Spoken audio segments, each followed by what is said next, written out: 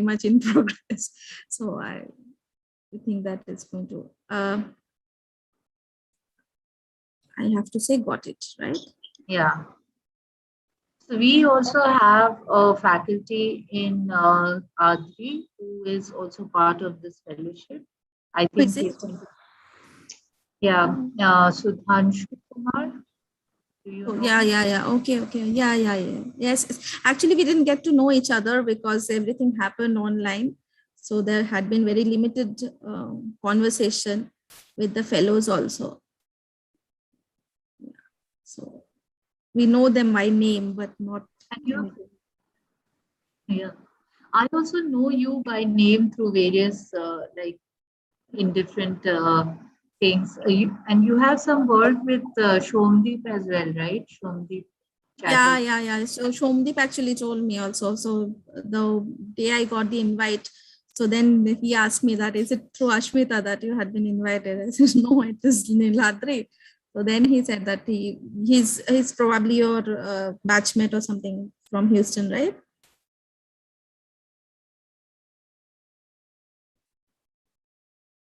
Hmm. I don't know. Do I need to change my connection? Than what he was supposed to. Like, you know, so no, I think he graduated in 4 years. Okay, yes. Ashmita, I think I need to change my internet provider. So there's a lot of disruption in this. I'll just change it quickly. Yeah, sure.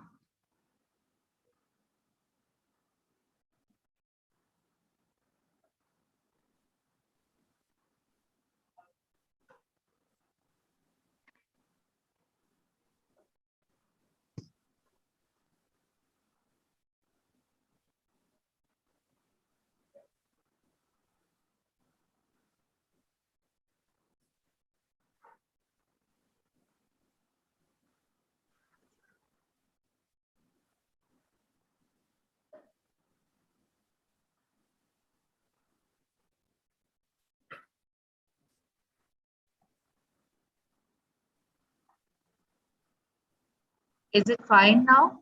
Is your Uh, yeah, I think so. okay?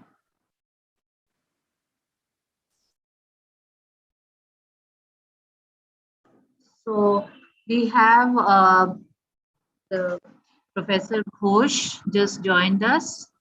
He is the director of Asian Development Research Institute. Professor Ghosh, this is Oendrila Dey. She's going to be presenting her paper today. Yeah, I know that. Good afternoon, sir.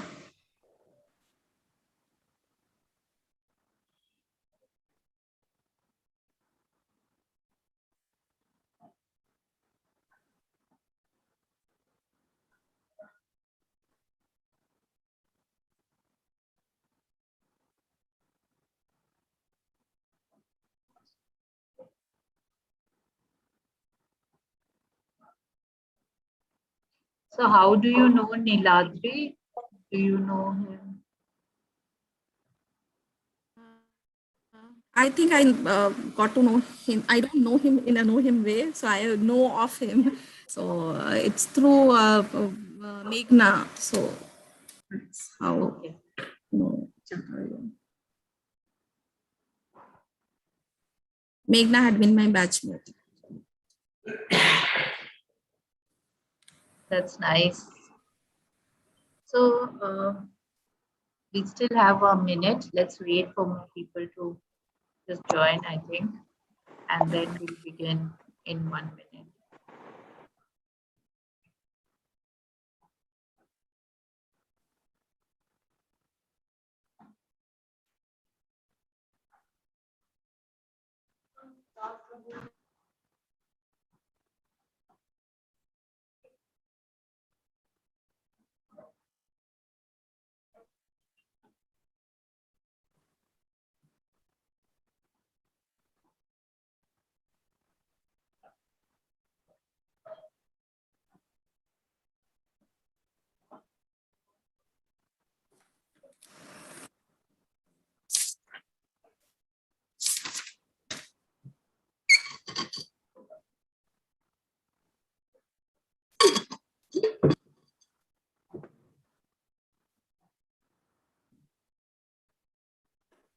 5.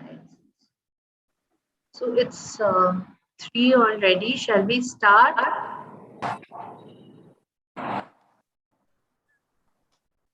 Shall we get? We can start. Okay. So, good afternoon, everyone. Today we have Indrila Day from Indian Institute of Foreign Trade, Kolkata, and she's going to present her paper on power dynamics in the Asia Pacific. So I now over to you, Indrila, for your presentation. You have about an hour to present, and then we'll go on to questions and discussions. Yeah, first and foremost, thank you so much for inviting me for the talk. And it's a pleasure sharing this work. So it's the first time I'm sharing this work. So let me tell you that. And it's a very dynamic one, so which is getting updated every day. Any kind of comments and suggestions would be really helpful to construct it in a much nicer manner. And let me thank Niladri at first for inviting me, and also Ashmita for being here. And this is a joint work with Julia Chases, who is at City University of Hong Kong, and with my senior colleague, Debashish Chakraborty, who's with me at Indian Institute of Foreign Trade, Kolkata. And as I was saying that it's a dynamic one. And when we are talking about Asia Pacific, and most particularly from the trade dimension, there are a lot of complexities which are involved. So what we will do is that we are going to talk about the issues, and as rightly understood by everyone, as it is a complex one, we'll try to disentangle it a little bit and take it into a simplistic form. That's what we do in economics, and try to take out some insights out of it. So that's how we are going to proceed forward. And assuming that there might be some people who are, or who would be joining today from the general interest, I would try to keep it less technical and more concentrate over the insights which we are drawing. So according to our knowledge, this is the first attempt to kind of structurally model the India-China relationship. I would not say that it's a pretty easy one. So what we have done is a simplistic kind of a modeling setup. And over the years, I'm sure over the days, it's going to evolve in a nicer manner, but the insights are really in a shareable form. Saying all that, let me just proceed with my presentation. So first, I'll just minimize this. Okay. So firstly, about the global balance of power. So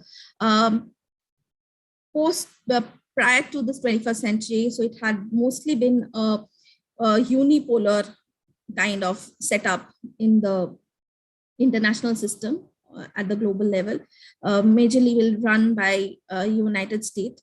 But from the turn of the 21st century, there has been a shift which has come from the Europe to the Asia Pacific, and the major credit of that goes to China. So the tussle which goes on between India, China, and USA is kind of evident because there is a loss of balance in power system, and there is now a multipolarity in the order with the rising power of China. So in Asia, we all had been comparing China with Asia, from China with India from the early 2000s. And then we had been saying that, okay, China has gone ahead. Now China is almost 2.5 times a larger economy than India, and India has missed the bus. But if we look into the statistics, and also with our macroeconomics in place, with economic plurality and the vast market that India offers, there is still a hope that India can cope up and will reach a position, and the economic power of India can't be undermined by the global leaders. So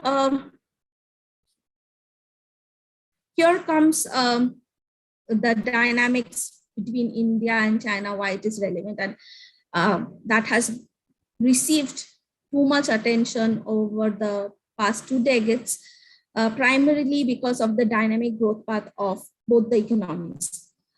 The reason primarily had been the last vast market offered by both the economies, and also there's significant production which is contributing to the world economy. So now the question is, if India and China mutually cooperates, then what will happen? Of course, that's going to be beneficial in the sense that both the economies now will have larger bargaining power in multilateral forums like WTO, and that will help in shifting the focus from the west to east. And if we are thinking from the other dimension now, the one that we are looking at is the growing outward orientation of both the economies. So that is going to have an adverse effect.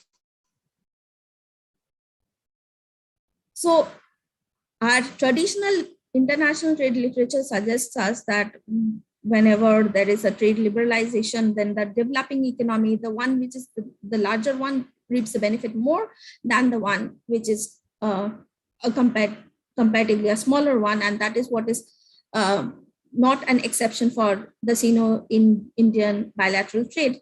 And we have seen over the years from 2001 to 2020, the trade deficit for India against China has actually increased by about 40% increase has been there. So the reason primarily of the trade deficit is one, India is losing out at the competition in the ASEAN because of the presence of the Chinese market, and China had been specializing on more value-added markets. So that's the two things which are going against India in this situation. Now this 2019-20, so this is an interesting year, an exceptional one also. We don't know whether it's exceptional because again 21 is also following the same step, but we can say that 2019 to 2020 had been an extraordinary one. So one had been the pandemic, of course, which has hit the global economy altogether, and India had been going through a economic downtrend already, and with the pandemic there had been kind of a sudden jolt, and then we had the India-China skirmishes at the line of control. So these are the two things which were out of the ordinary. And we had also observed that India's import from China had gone down, so it has taken a drop of about 10.8, about 11% year-on-year basis. So, but we are not really very sure that why there has been a drop here. So is it because that India is not importing from China and has found another other destinations from where India can procure those commodities which India had been importing from China?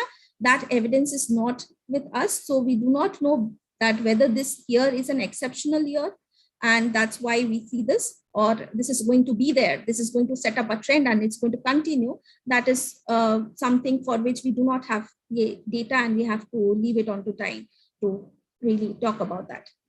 So these are the facts which are known, but something which is very really important from the international trade dimension, at least from India's point of view, has gone a little bit unrecognized due to the larger issue of COVID-19, is India's participation in the RCEP for the last 6 years and then moving out or withdrawing in November 2019. So this is where we are heading towards. So when we are talking about RCEP, so just to briefly discuss which countries are involved in this large trade agreement, trade bloc. So it's basically identified as ASEAN plus 6 agreement, where we had Australia and New Zealand from Asia Pacific, China and Japan and South Korea from East, and the ASEANs from southeast, and India from the south. So these are the nations. So it is identified as the biggest trading bloc, and the negotiations are still on with India. Just to have an idea, like what do we mean by why it is important, or what are the situation which stands here with India for the other member countries of RCEP. So it is a quick look into the trade agreements which India has already established with other economies within the RCEP. So from 2010 onwards, India has an FTA with ASEAN. Similarly, with South Korea or with Japan, and negotiations are on with New Zealand and Australia. So again, recently in 2020 also a negotiation has been opened with New Zealand again to come into a trade agreement. So what we observe here is that India has trade agreements with most of the RCEP member countries other than China, but I shouldn't say other than, because India already has an agreement with China, which is the Bangkok Agreement, which is dated in 1976, but it has had very limited trade coverage. So basically, we can look into the idea of RCEP when we are talking about the trade agreement being established between other RCEP members. The interest for China and India's trade relations with China is of importance here to look into.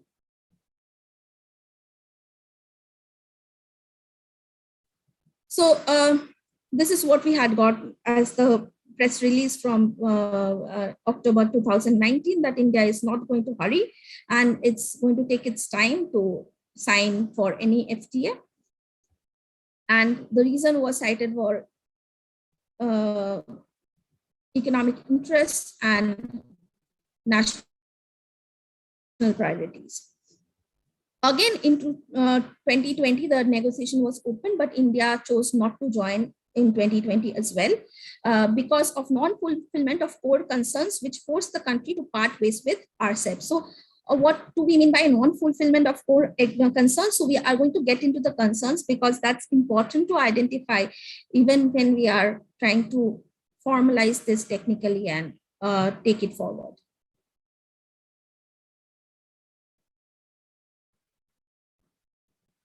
So the question that is going to be addressed in this talk is whether this proximity with the majority of the RCEP countries, which we have seen in the table earlier, might facilitate India's re-entry in the trade bloc in near future, or the possible compliance hindrance may delay the process for a long time.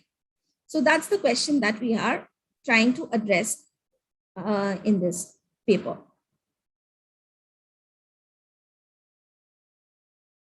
So to give you a snapshot, what we do is we have taken a game theoretic framework, a simplistic one. And what we discussed at first is that the situation which has already occurred, that is in 2020, India moving away from RCEP, withdrawal from RCEP.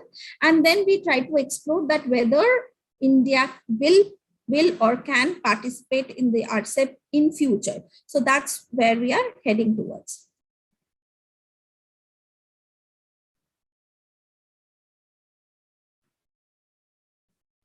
So why to join RCEP? So these are the general, the traditional international trade theory, which suggests that if you are getting into a free trade, then it's going to be beneficial for both the economies who are into free trade. But that comes with the assumption that there is geopolitical neutrality and capital immobility, and complexities in the real world are also taken apart. So they are not there. Presence of mobile technology, all these things are not taken under consideration when we are discussing about the benefits of free trade.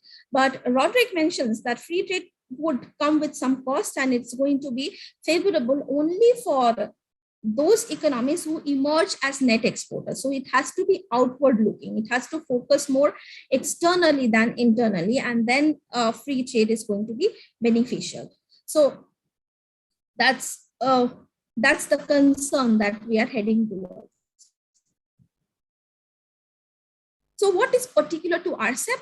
Particular to RCEP is that it is comprising of about 30% of the global population and GDP, and it makes the largest RTA.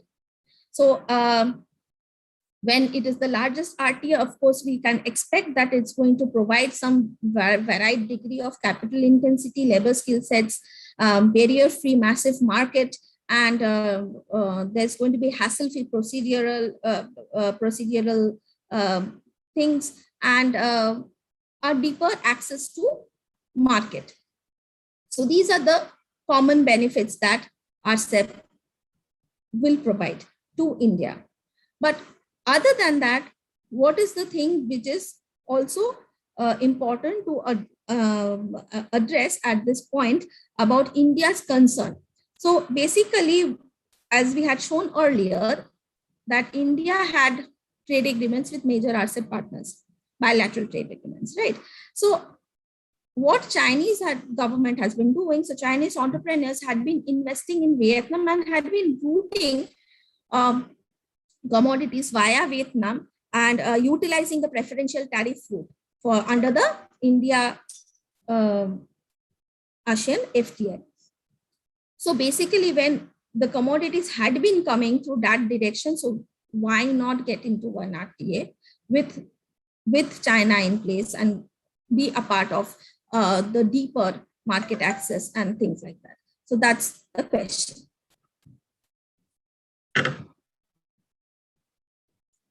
Now, the other concerns, that these are the benefits, so what? Now, what is the thing for which RCEP is not favorable?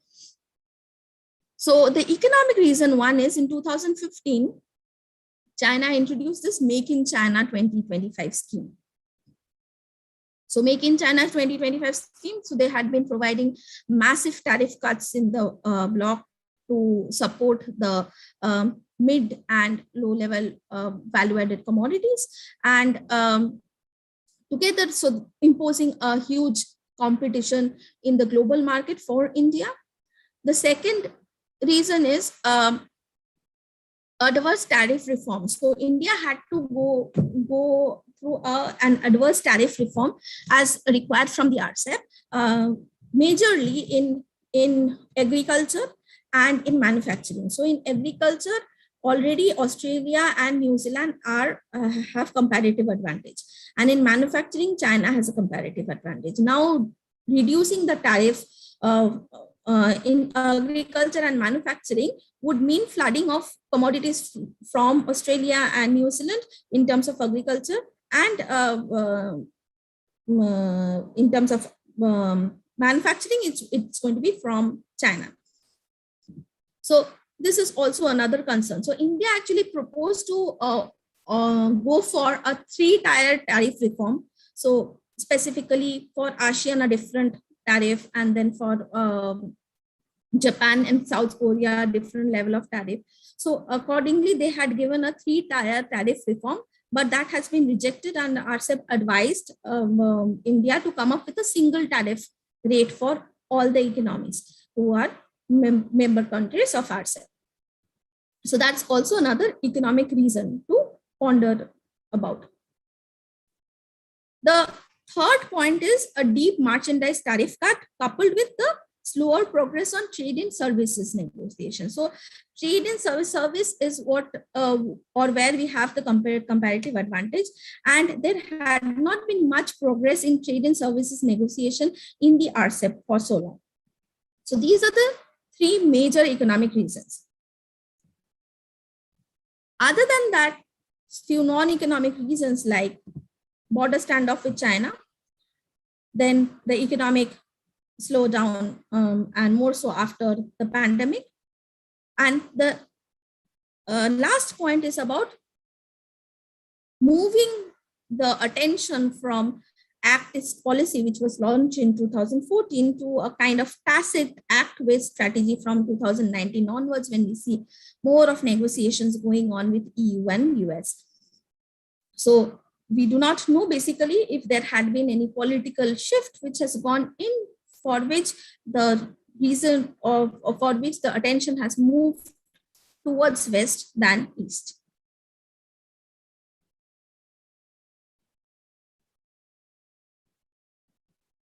So now we look into the trade balance. As I was saying that it's not favorable, it's more favorable for the larger economy like China. So this is what we observe, that for the year.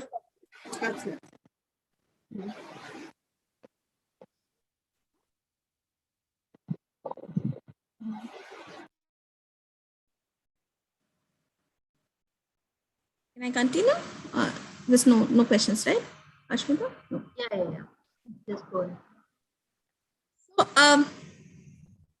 So, so as we can see here, China is having a positive trade balance, which is a trade surplus with India. And for India, if it is with RCEP or with China or with ASEAN, it's all in negative, right? And it's huge with RCEP.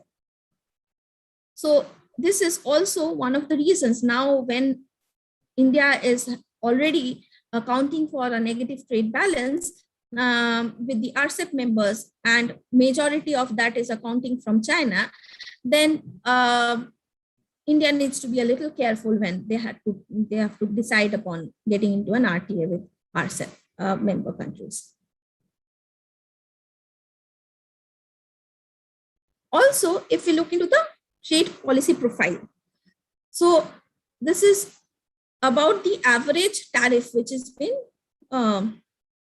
imposed for. These are the few ones which I have listed here. Primarily, I have mentioned China, New Zealand, and Australia, the three countries with whom India does not have an FTA as of now. And I've also mentioned Vietnam here because it is an underdeveloped country and developing economy. And it's important to look into the kind of average tariff which has been imposed by these countries. So we can see that there is a trend. So of course it is going down, the tariff is going down because the first block is for 1991 to 2000. So after that, to 2001 onwards, there had been this WTO compliance. So the tariff would come down. So that is quite evident. And also from the effective tariff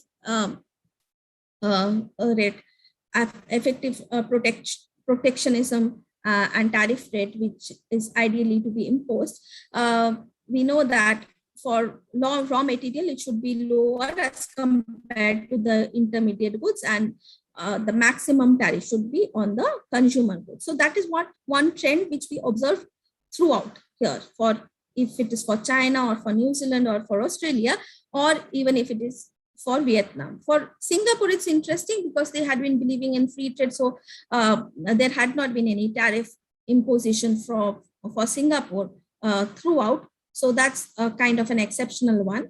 But other than that, most of the economies in RCEP had been having kind of or showing the similar kind of trends. But this is different. Sorry to interrupt you, Indrila. I just have one small question. So when you're looking at the goods, it's only it's only goods, right? Is it manufacturing and agriculture together that you're looking at here? So so there are they are given in consumer goods and which includes the agricultural goods, and capital goods are mentioned. Right. So what I was thinking is that in terms, which I have here, it's not given here. Yeah, sorry, I couldn't hear you. Your voice was like breaking in the middle. Oh, okay. So I was saying that capital goods is not mentioned here. It's only consumable goods. Right. And so, for example, what I was wondering is that the earlier thing that you showed earlier table along with this, where we see that there is a huge negative trade balance of India. So I was thinking that in any way, like in India, there we would expect that, because in terms of manufacturing, we have not, we do not manufacture that huge uh, variety of goods, and the manufacturing sector has remained stagnant, right? So we Right. kind of expect that, and so we expect, like if we take only goods, we do expect negative trade balance with most of the countries, right? Yeah. So when we are looking, so earlier I think you mentioned that India was so some types of tariffs were being considered for service sector as well. Was it that you? No, so there had not been any much of negotiation or discussion on that service part. So where India has the comparative advantage. So in the RCEP negotiation, that conversation is not moving forward regarding how trade in services or protectionism in trade in services can be applied or not applied. So that negotiation is still on. Okay. All right. Yes. So here basically we have, so that is rightly identified, as you were saying, that we do not have, we are not contributing so much in the manufacturing, through the manufacturing sector. So that's quite evident. And also it is evident from this slide, which I was trying to come to. So if we see this, that of course it's going down, but for intermediate goods, the tariff is higher than the final good. So which is what we call as the inverted duty structure, which India follows. And this is particularly because of the fact that our manufacturing sector or the intermediate goods sector needs protection. So that's the reason why the tariff is higher in the intermediate section. Right. So, but that has a kind of adverse effect in the global competition. So when we are going for policies like Make in India, and then global competition, global entrepreneurs, if they come and set in their factories in India and procure intermediate commodities at higher price, then it is not favorable for them to manufacture in India. So that's also going against the policy. So this kind of inverted duty structure. But that's primarily because of the fact that we need to provide some protection to the domestic manufacturing sector. So that's a kind of conflict that we can see here, and also something which is going to come in line later on.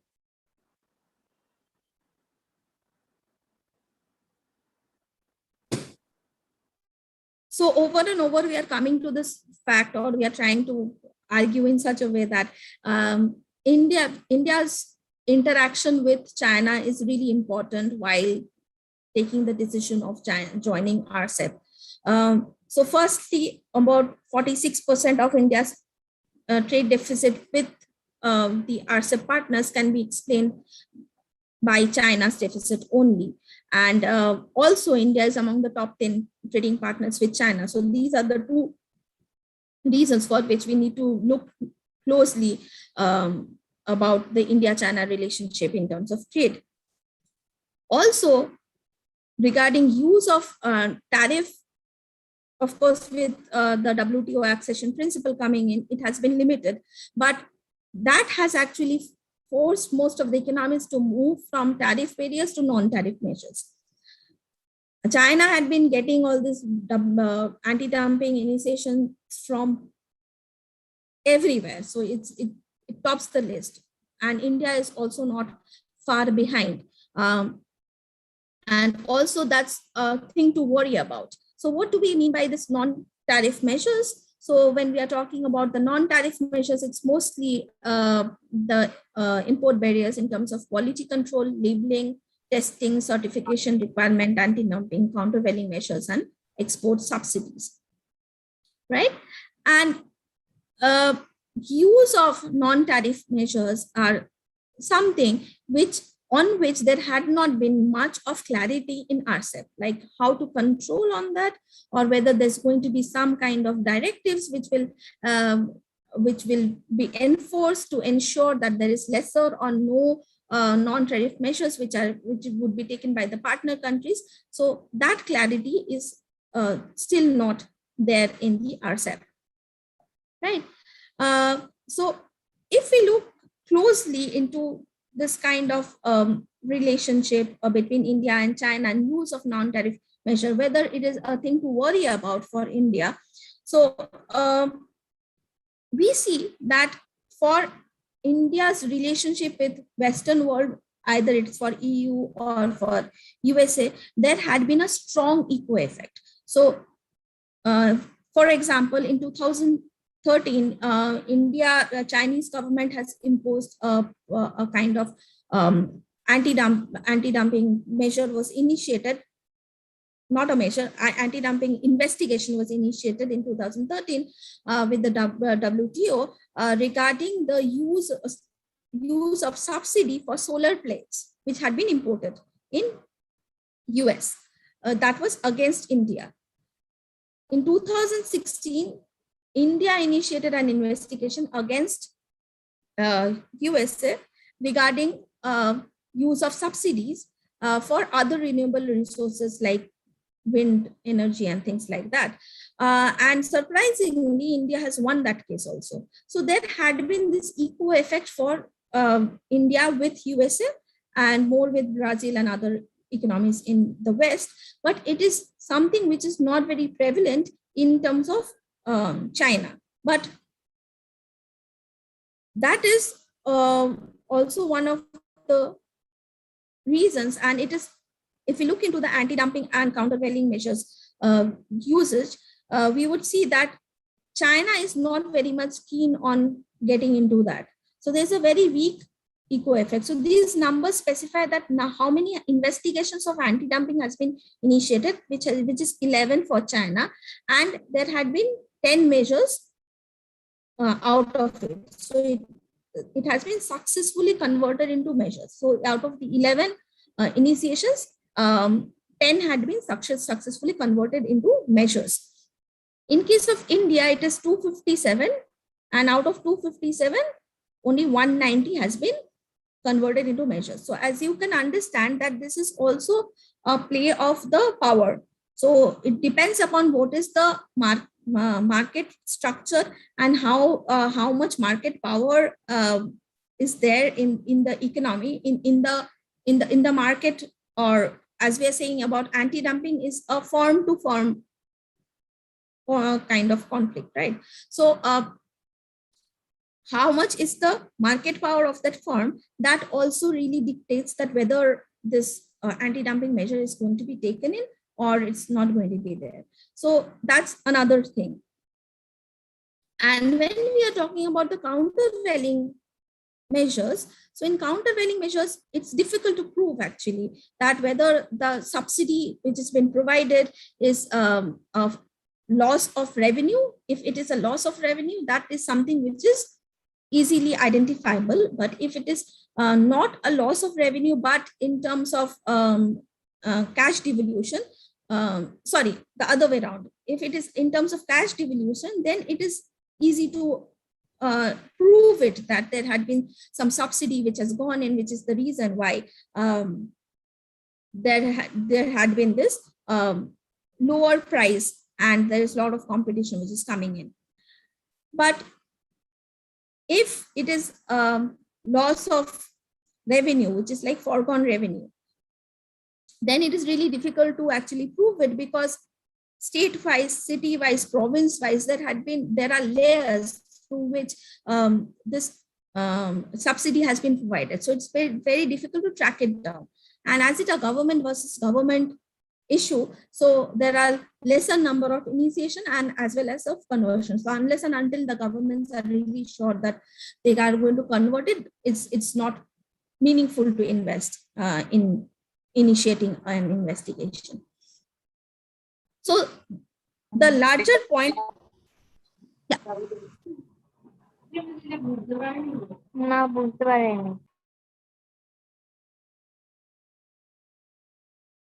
So,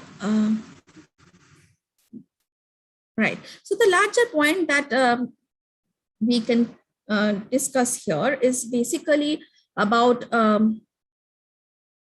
the weak eco effect of India in the RCEP concept, and it can be argued that absence of strong agreement on the use of non-tariff measures within the bloc and then forcing India to go for deep tariff cuts, these are the factors which might adversely affect the trade balance for India furthermore.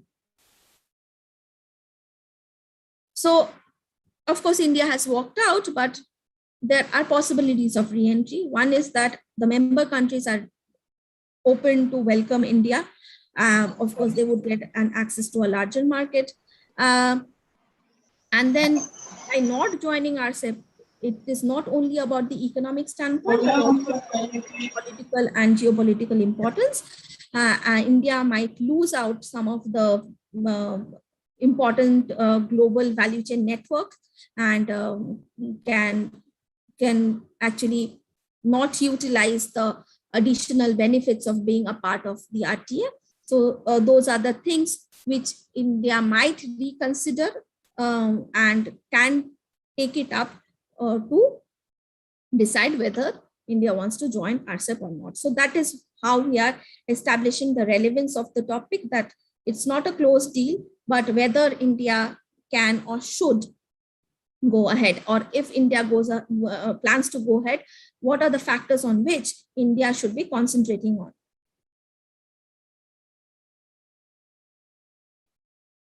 So now we are trying to, so this is the basically background of the model that we are now trying to simplistically look into. So at first, as I had mentioned, that we are going to discuss the situation which has already happened, which is the 2020 round of negotiation where India has walked out. Okay, so we are trying to understand that what are the factors through a game theoretic framework, why India has moved out of the RCEP.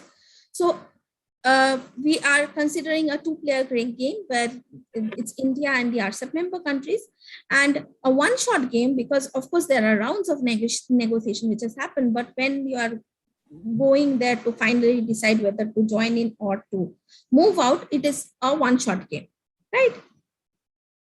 So now when India is deciding to part ways or be a part of it, so before taking that decision, the payoffs of both the players in the game are known to each other. So we would take this as a complete information game and move forward to discuss about the payoffs. So the strategy profile is for India is going to be either to enter or not enter. And for the RCEP member, it's going to be changing policy, making it favorable for India to join, which is taking under consideration about the regulations on the use of non-tariff measures and trade and services, and not forcing India to go for deep tariff cuts. So these are the things which we are terming as change in policy. Okay, so RCEP members can get into that or may avoid to do that. So change in policy or not change in policy. So these are the strategy profile which is known to both the players. And for RCEP members, if they choose to change policy, it would lead to loss of control of trade. Why is that? Because when they are choosing it, then they can't use the non-tariff measures, and they can face some tariff barriers also, so which can be costly for the RCEP member countries. We are assuming that cost to be as CR. Okay, this is greater than, I should have written equal to 0. So we'll show later on that even if this cost is marginal or null, then also the results would not change. Then why is it only non-tariff barriers? Not only non-tariff barriers. I should have mentioned about the tariff cuts and also trade negotiations in terms of services. So Okay. all things taken together, yes. Okay. Yeah. Okay. So now if there is change in the policy, it's going to adversely affect the trade balance of the existing member countries if India chooses to join. And that is denoted by TB, trade balance, negative trade balance of the RCEP member countries are.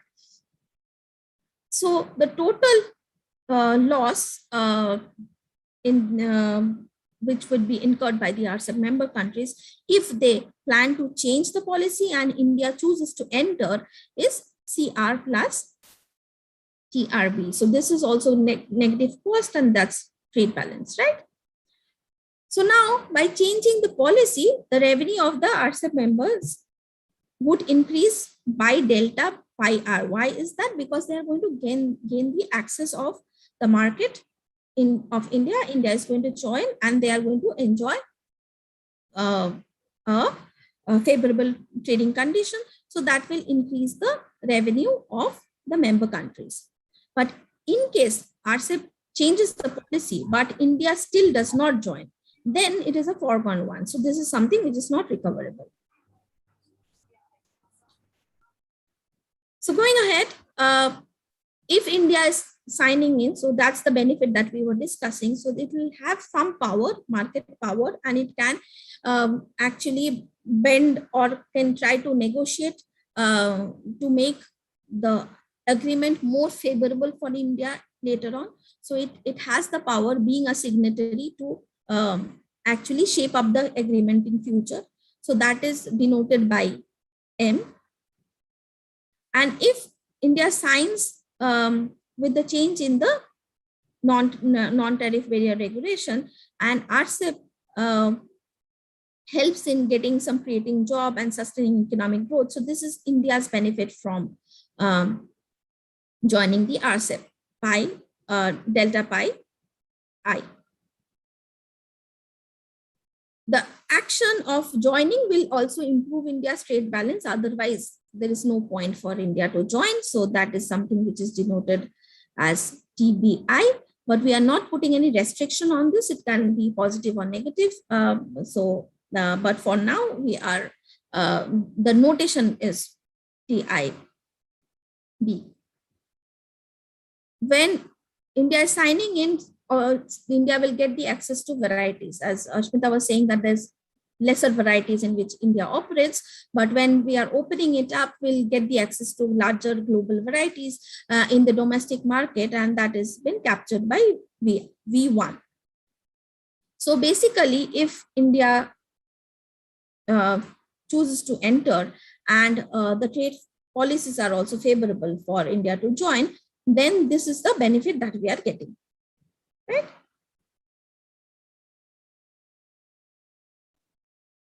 On the other hand, if we are opening up the economy, then the domestic players, the domestic manufacturing firms are going to face competition, and we are not really great in the technological plane.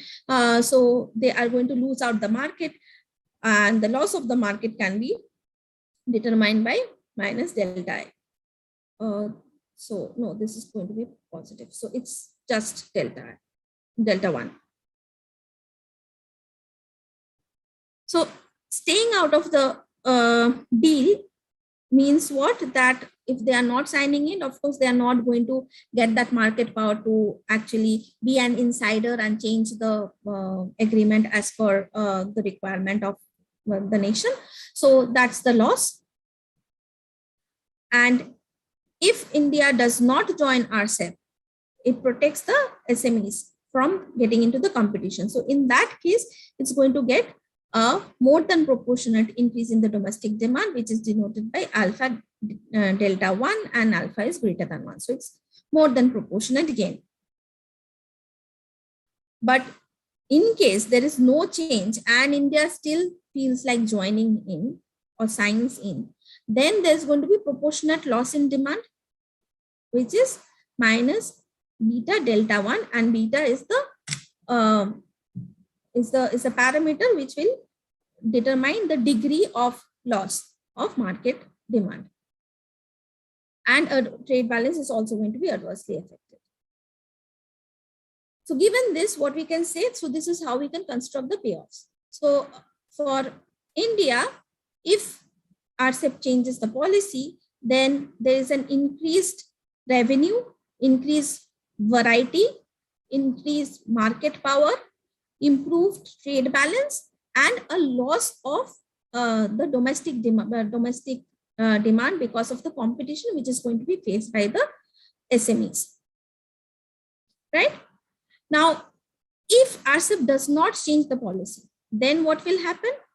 Then this is going away. So that's not there. The improved revenue is not there, but it's going to be flooded with more varieties. So V1 would be there, and you are going to get the market power because you have chosen to enter. E is for enter. And there's going to be loss of domestic demand by beta times delta 1 because no change in policy, which means that there can be use of non-tariff measures, and also India can't impose higher tariff rates. So that is going to affect adversely the domestic demand, and it will reflect in a loss of trade balance. If India chooses not to enter, then what happens? So we'll get two situations where if RCEP changes the policy, then we are going to get a positive alpha delta 1, which is the benefit of the domestic demand. But then you are not going to get the variety, so loss of variety, and you are not going to get the power, so loss of power. But India is not joining and RCEP has not changed. So basically, you are left with no power and no variety. So this is the payoff for India. So now, given the situation, what will India do? India will try to maximize the payoff, given that there is a change in policy, or given that there is no change in policy, which one is the optimal one? So that is what India is going to work on, right? Similarly, we have to look into RCEP's point of view. So what is going to happen for RCEP? So, okay, this is going to give pi r, sorry, for just a second. That's the same slide which is coming. Okay, not a problem. So what is going to happen here is the values, I think there's a typo here, and it's the same values which is coming here, but okay. If I just can go back, then I can just, if you just look into this, then what will happen to RCEP? So basically, if RCEP changes, then it's going to assign for this cost here, and it's going to adversely affect the trade balance. So this is the cost, and that's the benefit, right? Pi delta pi r. So that's going to be the benefit, and this is the cost. But if India does not join in and RCEP changes the policy, then it's going to be only cost and no benefit, right? So given the payoffs in place, go forward,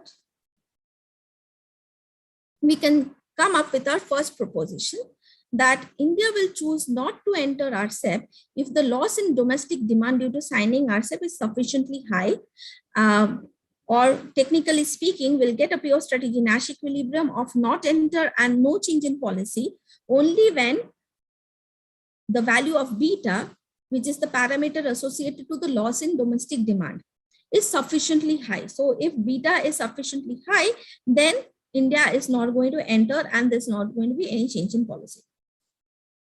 So no change in policy would come in from the fact that even if we are saying that there is no cost of change in policy, still it is going to adversely affect the revenue, and also it is going to adversely affect the trade balance of the RCEP members. So it is always optimal for the RCEP members to not change policy. So the dominant strategy for the RCEP members is not to change the policy and make it favorable for India. And given that it is of course optimal for India to not enter, because from realistically speaking also what we observe is that our beta value is really sufficiently high. So if our beta value had been low, which is like protection to SMEs was not a concern, then India would have joined and would have reaped the benefit of being a member country of RCEP.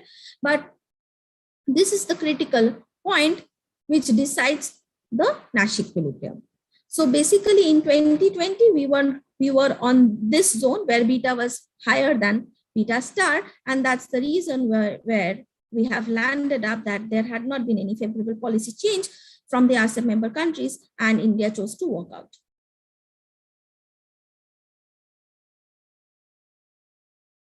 So this is something that I have already explained. So I'll just skip this.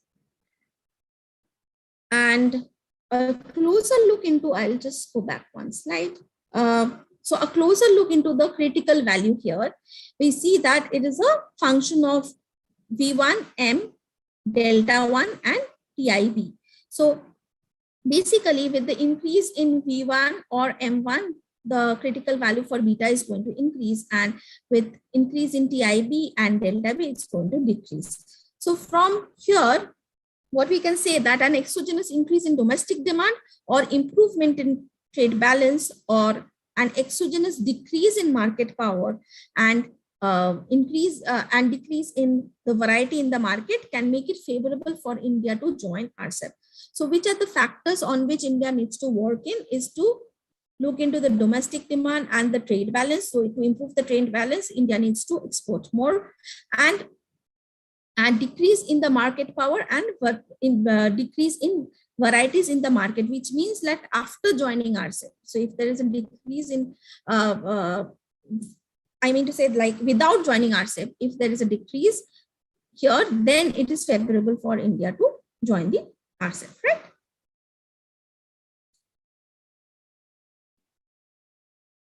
So now let's coming back to from where we had initiated. So our discussion was, so this is something which has already happened. So there's no point of discussing it furthermore. We can't take any further insights out of it.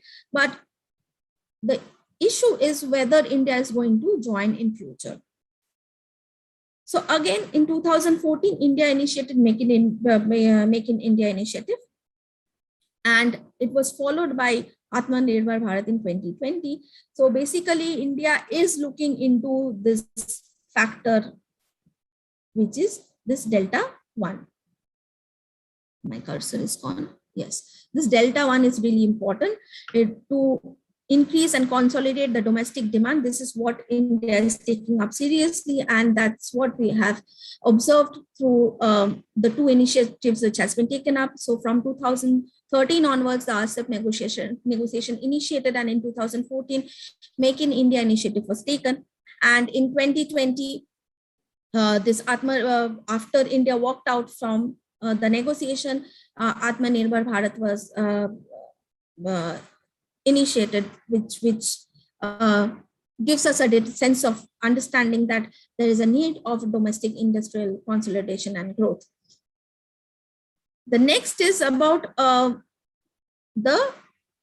comparative advantage. So India is specializing in low and mid segment, and where we have a potential competition from China, because from 2015 onwards, China had Make in China initiative, and where they had been given huge subsidies to promote mid and low tech segment, and which is giving more competition, and it's likely to have more disbursement of subsidies in the coming year. So which is going to pose a threat to the Indian manufacturing sector. Also, India is enjoying effective RTS with most of the RCEP members other than China, Australia, and New Zealand. Talks with New Zealand and Australia are on, and so the crucial decision making comes from the fact that how China is going to act with India in the long run. So here our question, we are rephrasing the question in a different way. So now India plans to join RCEP. So RCEP can either change or their policy modified according to India's need, or they can stick to their existing setup. So these are the two options for RCEP. But given that now if India feels like joining or not joining, the role of China or how China would be interacting with India is really a crucial one. So as we had seen earlier, China had been facing most of the anti-dumping measures against them. There had been a lot of issues this dispute settlements had been going on with China. And also the tag of non-market economy with China has not really left them, in spite of the fact in 2016 they had gained the market economy status from WTO. So all these factors would actually help us to understand whether China will take up an action of complying with the WTO policies or will follow the same procedure of what it had been doing all this while, not following a compatible policy. So if China is not following a WTO compatible policy, then it is going to be difficult for India, because at this stage, India's domestic market is not strong enough to withstand the competition from China. So then we have divided this into two cases. One is that when RCEP changes the policy, and the next case when RCEP does not change the policy accordingly. But under this situation, India can either enter or not enter. And looking into the action of India, China can decide whether to opt a WTO compatible policy, WCP from now on, and or an incompatible one, WNP. These are the two actions which China can look into. So for interaction with India, not with other RCEP members. So then we have to look into the payoff structure. What will happen if India enters RCEP? If India enters RCEP, it's going to enjoy the revenue of delta pi I, increased variety of V1 as before, and a higher market power negotiation, which is M. Just a moment.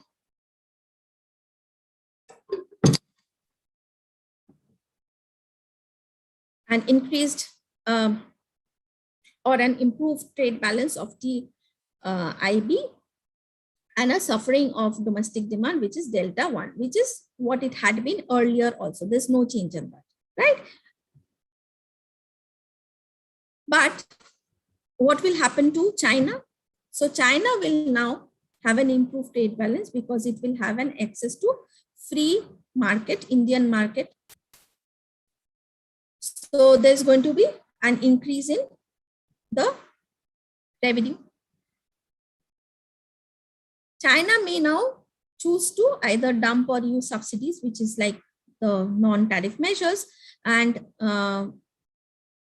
gain some additional amount of D. But RCEP, if RCEP has changed the policy, then dumping will be costly. So once China is caught, it's going to pay a cost of CD because it is not following the regulations of the RCEP. And RCEP has already changed the policy. When China follows the WTO compatible policies, then the available variety is going to be lower because it's not going to dump so much. So it's the variety available in the market is going to be lower as compared to the previous situation. And trade balance is going to be more favorable for India, which is denoted by gamma TIB and gamma greater than 1. And if India chooses not to enter the RCEP, then China can respond by opting for WTO non-compatible policies, and SMEs would be adversely affected then, would not be adversely affected then, would be protected in that case, and their domestic demand is going to increase by alpha delta 1. India are going to lose out the access to the varieties. It's going to lose out the market share and a portion of the increased domestic demand, which it might have got from entering into the RCEP, is lost. China will also not get the access to the Indian market. So that's going to be a negative delta pi C for China. And now China can still dump and gain because there is no change in the policy, even when India has not entered the RCEP. So it does not really make sense. It will continue doing what it had been doing, and there's no change, no cost which China has to take up for dumping or using any non-tariff measures. So if China plays WCP, then China will lose the domestic market due to dumping, because now it can't dump as the cost is there. So we are assuming that the cost from dumping should be really higher technically, otherwise there's no point of revising the policy. So the gain from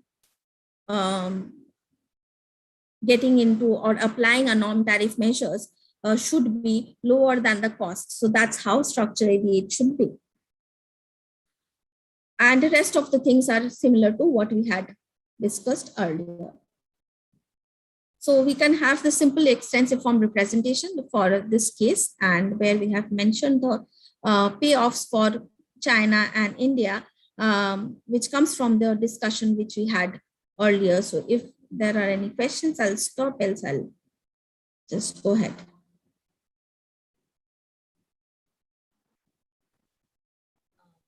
Are there any questions? I think you can go ahead. Okay. So then what we do here is like we solve this game and we'll try to, we find out the sub-imperfect Nash. And what we see here is that, again, it is boiling down to the domestic demand. So if the delta 1 is sufficiently high, then the sub-imperfect Nash will be not enter and not to use a WTO compatible policy for China. So that is how it is going to be. And the RCEP members will, when the RCEP members accommodates the policies which is favorable for India. So, but this is a case which is more interesting than the previous one, because in the earlier situation, that is in 2020, we have seen that RCEP did not initiate or was not a dominant strategy for RCEP to change the policy as per the requirement for India. So if we assume that nothing changes in between and RCEP would be maintaining the similar situation, again, as I was saying, that this is a restrictive assumption because there's a lot of dynamism, things can change later on. But if we fix that now for the sake of understanding, then RCEP would not change the policies and make it favorable for India. And in spite of that, is it favorable for India to join? And for that, India has to look into China's action. So whether China will comply by WTO or it will not do so. So India decides to enter the RCEP and China chooses WTO non-compatible policies. Then what we will get is an increased variety and market power because India has entered the RCEP, right? But it will lose the domestic market because China has used WNP. So we'll get a beta delta 1 and beta is going to be larger than 1. If China uses WNP, it's going to adversely affect the trade balance. So it's similar to the previous situation. It's going to be gamma TIB. And China chooses WCP, which is a compatible policy. India is going to gain V1 plus M, that's the increased variety and market power, but loss in trade balance as China would be using, would not be using the non-tariff barriers against India. Now, if India chooses to enter, it's going to be favorable for China because it's going to gain the access of the market, and also that will increase the trade surplus for China. So that's going to be the benefit for China. And there's going to be also a gain from dumping when it is taking an action of WNP. And here we will not get a cost of dumping or choosing a non-tariff barrier because there is no regulation, no change in regulations for the RCEP member countries which would take place. So India also may choose not to enter. So India choosing not to enter when China opts for WNP. So in that case, India will lose on the variety, on the market power, and also it will lead to loss in the domestic market. But if China plays a fair game, so it may or may not choose a fair game, which is to comply by the WTO policies, then India does not face the competition, and the scenario is going to be similar to the previous case. But if India decides not to join RCEP, it will lead to a loss of the market which China would have gained by increasing the production in Indian market space. So choosing WNP gives China a gain of D, and there is no threat of penalty also, as there is no change in policy. So again, we are going to get a situation like this where India can choose to enter, and then China can decide whether to go play it fair or to do an unfair trading with India. And if India does not enter, then also China has these two choices. So these are the payoffs. The first one is for China, and the following one, first one is for India, and the following one is for China, right? So given this, we can solve this game, and we come up with the SPNE to be as not enter and use a WTO non-compatible policy if beta is greater than beta star, which is different from the beta which we have derived earlier. So now the critical value is changing. So again, it is boiling down to the domestic demand, which has to be sufficiently high. If it is sufficiently high, then India will choose not to enter, and China will continue with its unfair game. So that's the final result that we have gotten. But here we also need to look into the deeply look into the value of the beta, so which is different from the previous one, as I said. So the statement is similar to what it was in proposition 1, which is the current situation in 2020. So what we get here is that in the following years also situation or the variables which would influence in decision making does not change, and only the conditions basically change, the stringency of the condition change. So we need to actually focus, like, what is the change between today and tomorrow. So for that, we need to compare the beta star and beta double star. So what we find here by comparing these two is that the condition for India not joining RCEP, or to say, let's rephrase it, condition for India for joining RCEP in long run is more stringent if the loss in domestic demand is higher than the gains from trade in improvement in trade balance. So basically, India will only join RCEP or if the loss in the domestic demand is less, is more less than the gain that is going to happen through participation in the RTA. So the main factor is basically the domestic demand and and consolidation of the SMEs, which will work in favor in the RCEP if it can consolidate and can show a growth. So this is my final slide, and I'm not going to, so it's had been a kind of long discussion on the factors which can influence the decision. So now to take it up furthermore, what can India do in future in terms of the policy path? So firstly, if India is not joining the RCEP, obviously it's going to lose out on its opportunity to gain the market power, which is determined by M here. And that control in the global context is for India is going to get lost in the process. So that's one thing that India should be careful about. The other thing is about the geopolitical shift, which is happening from east to west now. So it's not only about the economic interest. Now, with the Doklam conflict standoff, so there has been other issues, political issues, which are getting entangled here.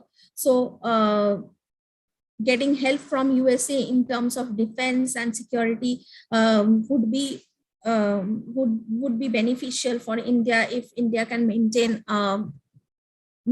a bilateral trade agreement with USA. And at this point in time, India has been able to sustain with its military power in China. But in terms of human capacity and economic challenges, it is yet not ready to compare with the Chinese economy. So in that case, ensuring a kind of backup from the US is also important, and that's a kind of a reflection of the real politics situation, which would help India to decide on joining RCEP. So yeah, so this is more or less about in crux about what I had to share. So if there are questions, I'm happy to take them now. Thank you, Indira. I think this was very interesting, firstly because so some of my work is also on trade, but this game theoretic approach is a very interesting way to look at it because you can make policy predictions. So an immediate, like since most of my work is on the applied side, Right. what I was wondering is that is it possible to do some kind of estimations in terms of using numbers as well? So you have these deltas and betas where you are estimating the costs of the losses and stuff. So I was wondering, is it possible to, like, if we know what is the share of the Indian market in the entire world in terms of demand and in terms of the industries that are importing and exporting. So maybe like how much of it is catered by, say, India, and if they integrate with the world, how much of it they are deemed to lose. So that would be a very interesting, that from a applied person's point of view, that would be a very interesting thing to look at also. And another thing that I wanted to ask you was that, so do you like when we look at it from a theoretical point of view, where we are saying that we might lose while entering into this agreement. So, but then, like, there's another strand of literature which does suggest that right now, most of the growing markets are India and China. So don't we need to also, like, of course, I understand there would be geopolitics and these things would be important. But if we look at purely from economic aspects, uh, would that be that much of a loss if we try to cater to the domestic market? Yeah, so firstly, thank you so much, Ashmita, for the first comment about estimation. So I am not into empirical things so much. So these insights are really helpful which will help me to structure it in a a nicer way, and I think that will add value to the paper also. So thank you for that suggestion. I'll definitely look into that. And the second part is about, yes, so that's, if I just can go back to my model, so I think I can explain it better. So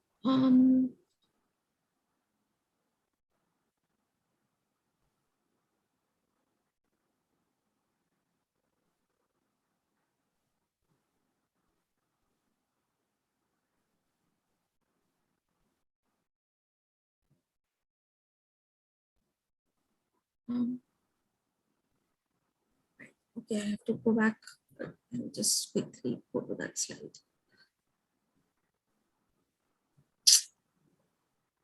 When there are too many equations, it takes time to actually shift from one slide to the other. But yeah, I think I'm here.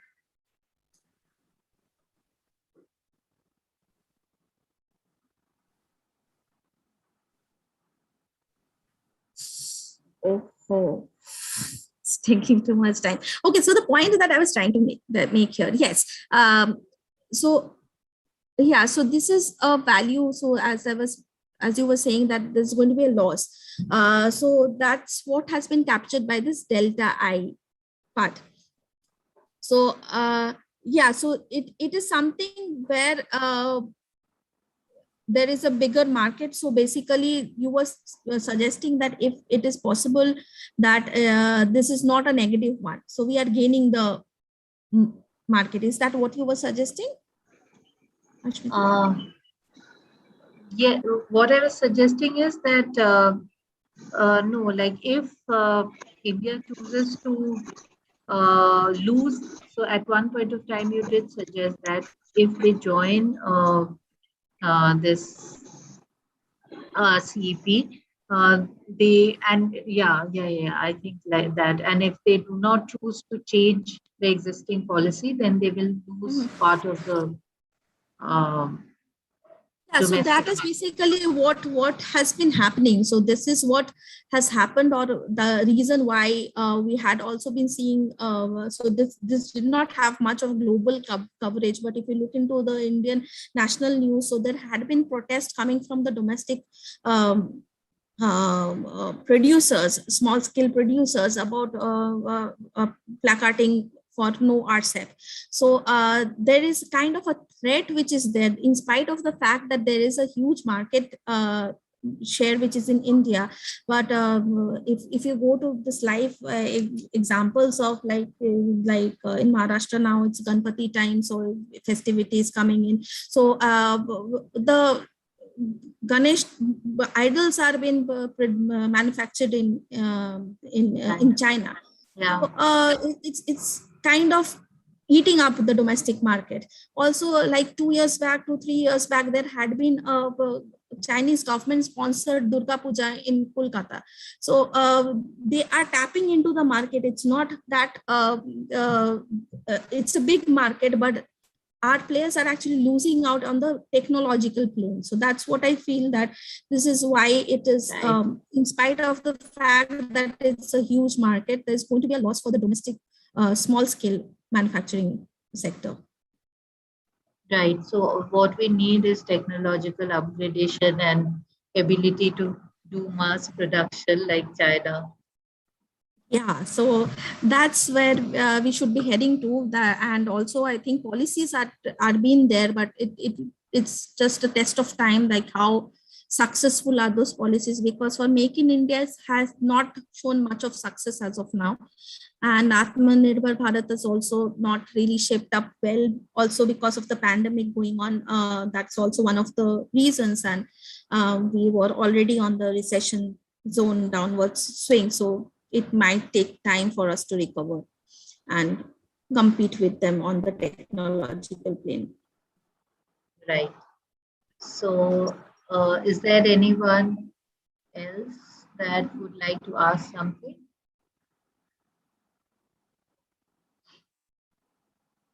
All right. No questions so far. Okay, I'll just ask Professor Ghosh. If Professor Ghosh, are you there? Ashmita, Yeah, Neeladri. Yes. I think Sudhanshu wants to ask a question. Sudhanshu is raising Okay, hand. okay. Yeah. I just saw I just Yeah. saw it just now. Yeah, see if my voice is audible. Uh, yeah. Yes, Yes, yes. you're So audible. this is a simple question related to I joined little later in between the models were being presented. So if India thinks of joining or not joining, so if it joins, there is a cost to India or the benefit. So it is like two scenarios are there: cost or the benefits.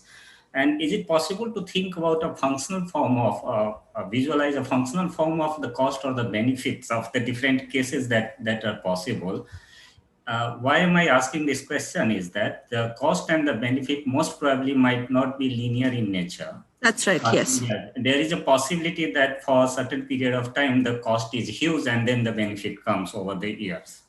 So the curve might not be a linear, it might be coming down, going up, or going up and then coming down. So is there a way to capture that possibility into the model and then reach at the conclusion? Yeah, of course. So it is.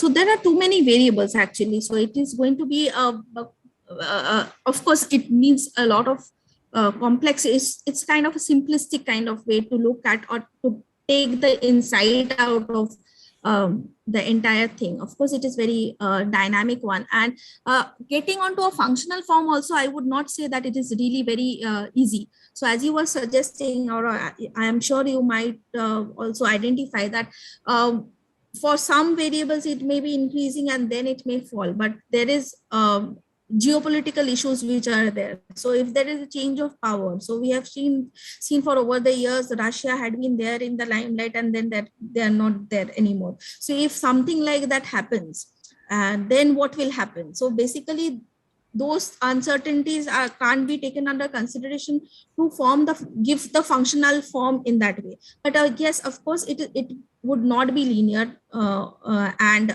estimation is difficult, as Ashmita was also suggesting about estimation would be difficult because it will be a non-parametric one. So then which just another point that I could think of is that the estimation, yes, it might not be easy task to do, and but considering that there is a possibility of the different scenarios that India benefits or India loses for 2 years, 3 years, and then it starts benefiting. So one can calibrate the model and then come out with some simulation of that situation is really simulation possible. That's a good suggestion. Yes. Yes, we can move forward in that direction. Yes.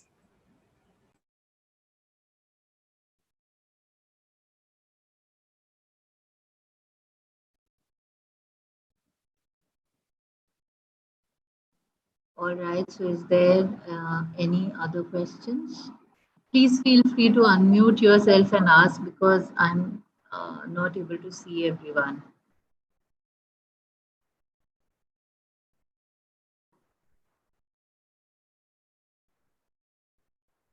Anyway, so I think there are no more questions. So in that case, I would just like to thank you, Oindrila, for giving such an excellent presentation and agreeing to give this talk at such a short notice. Is there someone who's trying to say something?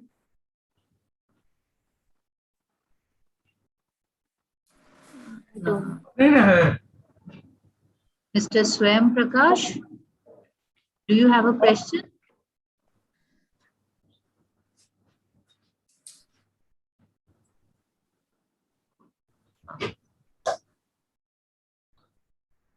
No, I don't think. I think that was my mistake.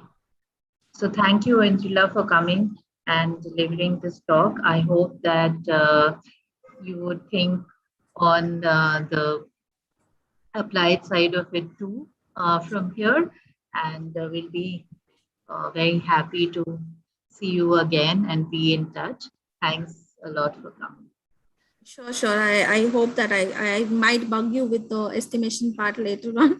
But thank you for the suggestion, Ashmita and Sudhanshu as well. Thank you so much. It was really a good one to take forward. Thank you. Thanks. So, yeah, like, is there anyone else who would like to say, have any comments? In that case, I think we can just end the meeting, right? Okay.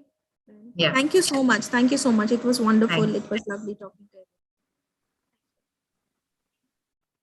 So I would like to introduce you to Sudhanshu, who is also your colleague in the India-China visiting So I fellowship. think we But just, are getting to see each other for the first time. yeah. That too virtually. So Dangshu, are you flying to Delhi? Yes, yes. So I'm reaching there on 3rd. It would not be possible for me to travel this time.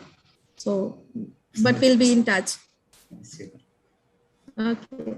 Thank you. Thank you. Thank you.